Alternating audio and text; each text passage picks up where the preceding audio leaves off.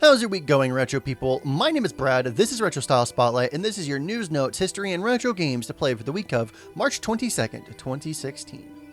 This week's tutorial on the Unbroken Software Studios YouTube channel was how to emulate the Nintendo 64 and the two emulators that are at odds with each other with some pros and cons. I also go over how to utilize some fan-made high-resolution texture packs to make your retro N64 games, holy crap, the N64 is retro now, look that much more fantastic. Subscribe to the channel if you have been missing these tutorials and need help in configuring your setup. Don't forget that LaunchBox has a premium license as well that you can purchase for extra functionality, and Big Box, our media PC styled front end. Time for some spectacular emulation news. Retroarch has updated to a new stable build recently, as they are now sitting at version 1.3.2. With it comes a host of new announcements, like that they are now moving to a more constant release schedule.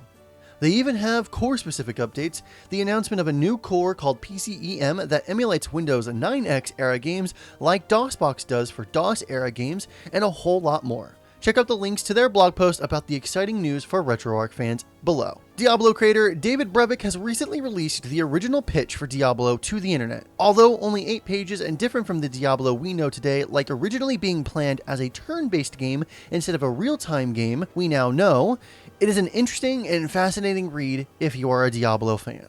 In other Diablo news, last week on RSS, I reported that Diablo 2 and Warcraft 3 were getting patches after some years. Well, now we know a bit more about the entire deal. Blizzard had hired a team to help preserve their gaming history, and that the team's purpose is to help keep their older games up to date. There are rumors that the team will also produce new content for these games, but it is honestly unlikely. However, after the Diablo 2 patch went live, some users on their forums started to report errors. Some errors were big enough to halt installation with the new Mac launcher, however. So it is great that Blizzard hired some new people to keep their historical gaming lineage alive, but these new guys need to remember to test more before release. An old game can get broken in the process of an update too. Have you ever wondered why the N64 looks a bit blurry? Like there's a coat of some sort of goo on top of your TV sometimes? That is in part due to the N64 applying a coat of anti-aliasing to the entire image on the fly to any game it is outputting. Some games probably need it, but in most cases like the N64 game Banjo-Kazooie, the game looks pretty good. It now looks to be, however, that some retro video game hackers have figured out ways to turn that effect off or lessen the amount of anti-aliasing that the game uses. If you have a GameShark, Action Replay, or a flash cartridge such as the EverDrive 64 or the Retroactive 64 drive, you have the ability to do just that. Codes have been made available for a wide range of N64 games for the cheat cartridges, whilst those with flash cartridges can apply patches to their game ROMs for ease of access. The codes and patches are specific to a game's region as well, so the game codes for the NTSC version of Ocarina of Time won't work for the PAL version. Below are links to the patches and codes for your games. This next story was written by Kyle Orland on Ars Technica. The link to that article will be in the description below. For years now, emulation has been a dirty word in the video game industry, regarded by many companies as nothing more than an illegal piracy-fueling technology that represents an existential threat to the gaming business. In a passionate presentation at the Game Developers Conference this week though, gaming historian and developer Frank Cifaldi made a well-reasoned case for the industry at large to embrace emulation as a way to capture its heritage. Quote, "I think emulation has gotten a bad rap over the years," Cifaldi said. "I think our industry and consumers have a really bad misconception of what emulation is. Emulation is just software that makes a computer act like a different computer." Cifaldi traces emulation's bad reputation in the game industry back to a 1999 Macworld conference keynote by the late Steve Jobs, saying that he wanted to make the Mac, quote, "the best game machine in the world." Jobs introduced the Kinetics Virtual Game Station, a $49 piece of third-party software that turns your Mac into a Sony PlayStation. Not only was it the first emulator to run PlayStation games at a playable speed, but it was the first emulator to run contemporary games that were widely available on store shelves at the time. Quote, "This is when you really started seeing emulation in the headlines," Cifaldi notes. "Before this, emulation was primarily a gray market way to relive the past, and not something that the industry took notice of. Then, all of a sudden, people could easily download games that were on store shelves for free. While Virtual Game Station only worked with legitimate PlayStation game discs, hackers soon worked around that limitation. as Kinetics went on to make $3 million from the first ever commercial console emulator. Sony took the company to court with the backing of competitors Nintendo and Sega. But a district court judge ruled that Kinetics' reverse engineering of the PlayStation didn't violate any of Sony's trademarks or patents. A similar lawsuit against a PlayStation emulator called Bleem came to the same conclusion, that emulation in and of itself is and was legal.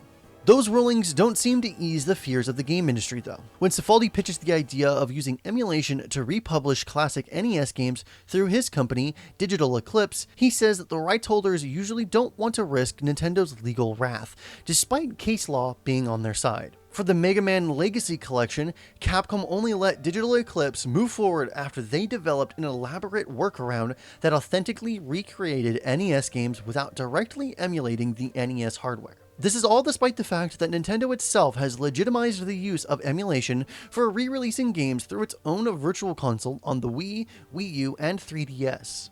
In fact, the ROM file for Super Mario Bros. Currently distributed on the Virtual Console sports an INES file header, a format that was first developed for an emulation project in the mid-90s. By far the most likely reason that the header is in an official Nintendo product, Cifaldi says, is that the company downloaded a copy of its own game from the internet. Quote, Nintendo is pirating its own ROMs and selling them to you.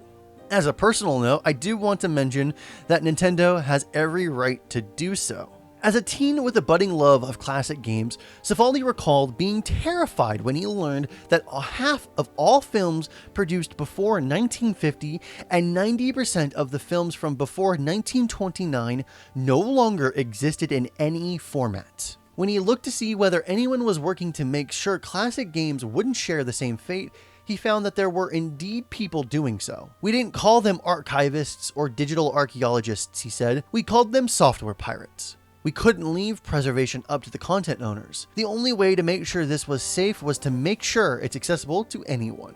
While the pirates were doing their thing, the industry as a whole refused to acknowledge that, quote, emulation is the cheapest, safest, and best way to republish video games on new hardware, which Cifaldi argues has severely limited the legal availability of whole swaths of gaming history. To highlight the extent of the problem, Cifaldi contrasted Ducktales, a 1989 NES game that still attracts considerable attention on YouTube and Twitch, with Uncle Buck, a mid-level cinematic John Candy vehicle from the same year.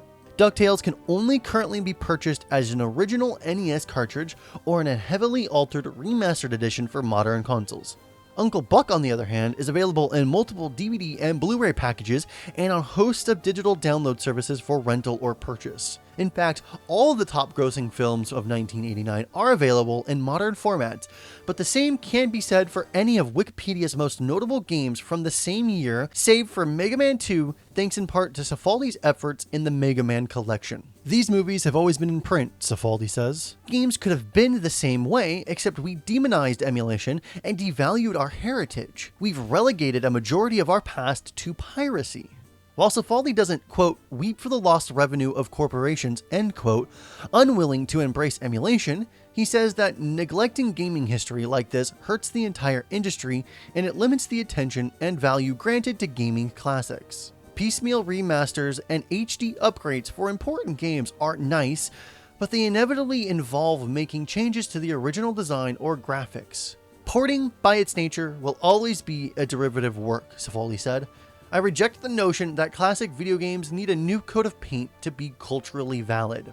And even as boutique packages like the Mega Man Legacy Collection can help bring new market attention to certain major classics, Cifaldi acknowledges that not every retro game deserves such detailed attention for a re-release. Instead, he says the industry should realize that an emulator is just a video codec for playing video games, and keep its old binaries in print via emulation on whatever hardware is relevant. That way, they don't have to, quote, constantly reinvent the wheel, end quote, with every new gaming format. There has been some piecemeal progress on this score. The Humble Bundle recently released a collection of Neo Geo games as ROMs playable through a browser emulator, and the PS4's Arcade Archives line does something similar. But by far the biggest use of emulation to sell classic games is DOSBox, the open source MS-DOS emulator that GOG.com uses to keep 140 classic PC games in print so far. This is why Cifaldi is so encouraged at the popular arcade emulator MAME and its multiple console emulator cousin MESS went fully open source earlier this month. While the emulator has its problems, the companies that own the rights to gaming's heritage can now take advantage of this fully free emulation library to ensure that classic games are just as accessible in the marketplace as movies like Uncle Buck. Quote, "The industry has all but ignored secondary market for our games," Cifaldi says. While other industry repackages its content, games should too. As a personal note to that entire story and going completely off script right now, I have to completely agree with Cifaldi. I personally wouldn't go so far to say that the re-releases and HD remasters kind of taint the original game. In most cases, they kind of just update the original game, trophies, slightly better graphics, and that sort of thing, maybe making some portions of the game, like Wind Waker HD, less of an actual chore and more fun for the game. So I do think that HD remasters personally have a great, market and a home and a place. But for games like NES and SNES games, I think the gaming industry should look at emulation as a savior and not as a redhead stepchild that should just be shoved in a corner and everybody who uses it called pirates and miscreants and the such. This month in 1992, Blue Sky Productions releases Ultima Underworld: The Stygian Abyss, the first ever first-person 3D role-playing video game. The game is set in a fantasy world of the Ultima series. It takes place inside the Great Stygian Abyss, a large underground cave system that contains the remnants of a failed utopian civilization. The player assumes the role of the Avatar, the Ultima series protagonist, and attempts to find and rescue a Baron's kidnapped daughter. So, that was Retro Style Spotlight for the week of March 22nd, 2016. All the relevant links to everything you heard in this edition of RSS will be in the description below. Remember, you can sign up for a LaunchBox forum account to talk with us over there, join our open Steam group to see what we're all playing, and maybe play a game or two with us there. If you like LaunchBox and it has made your retro game collection look beautiful, then pick up a premium license for $20. You get extra features like big box mode, theming options, and tons more features to come in the future. Jason and I have a lot planned for our community, so if you haven't already subscribed to our YouTube channel, we're doing a tutorial video every Friday and more entertainment type shows like this in the future. Let us know what you think of RSS and any feedback you may have on it. My name is Brad, and remember, freaks and geeks, to play more games, and we'll see you next time. Have a good day.